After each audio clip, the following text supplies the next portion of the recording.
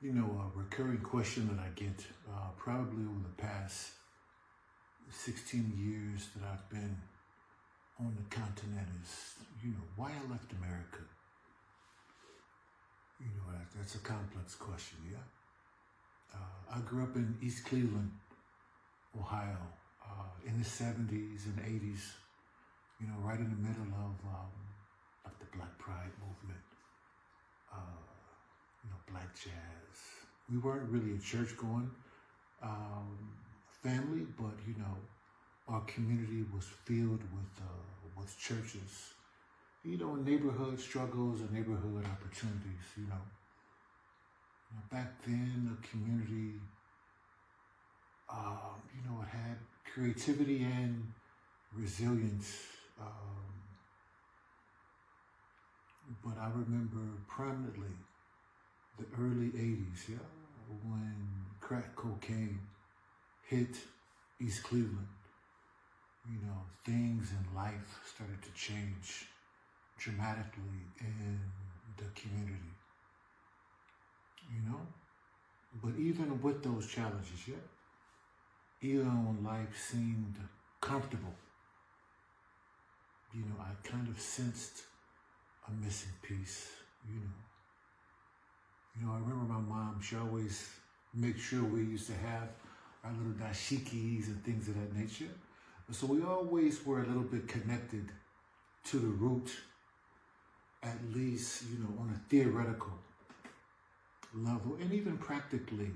My mom always kept us grounded a bit in terms of understanding that there's a big world outside of where, we come from in East Cleveland. But then fast forward to, I would say my mid 20s. It's a good time, it's a very good time. My mid 20s was really a time when I stumbled on, the Right Honorable Marcus Garvey. And I stumbled on that through what? Through what many of us stumbled on Marcus Garvey, through reggae music, through reggae music. I'll always remember how Marcus would say, people without knowledge of their past is like a tree without roots, and those words, and many of Marcus Garvey's words, lit something in me in terms of understanding concepts and realities related to, Black, African American, self-determination, a unified Africa, dignity, and of course, economic power. For the first time in my life, although I had a community, of course I had a lovely family, but Marcus Garvey awakened in me something that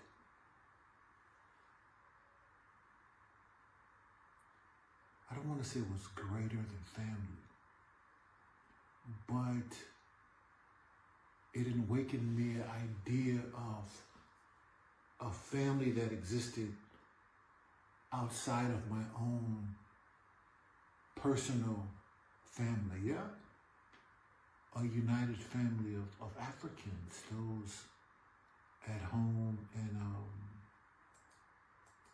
those in the diaspora. And of course, Rastafari,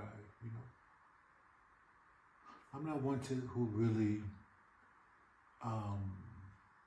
is comfortable with going deep into my faith or my spirituality, because ultimately,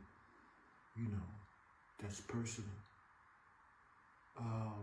But through the Right Honorable Marcus Garvey, I found Rastafari and His Majesty, Emperor Haile Selassie I. And through this spiritual lens, I came to even have a greater understanding that Africa wasn't just about geography or people. Africa was about and is about redemption, you know. And what was closely related to redemption for me is this concept of repatriation. And I would say one of the biggest lessons that Rastafari and Marcus Garvey instilled in me, and of course my mother too, I can never leave my mother out the equation, is community over individualism. Community over what? Individualism. Liberty over survival. You know?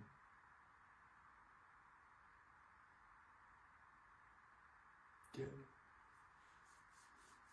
You know, fast forward. Let's say 2007, 2008.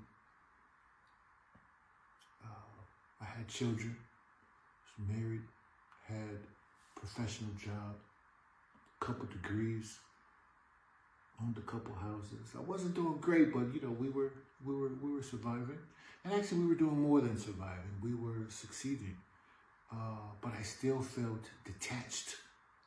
You know what I mean? I felt like a puzzle that didn't quite fit this American picture, you know? I knew that I had the mental capacity, the intellect, the professional capacity, the entrepreneurial spirit to succeed in America. That was never the question, you know, could I succeed in America? But the goal was a pilgrimage to an extent. A pilgrimage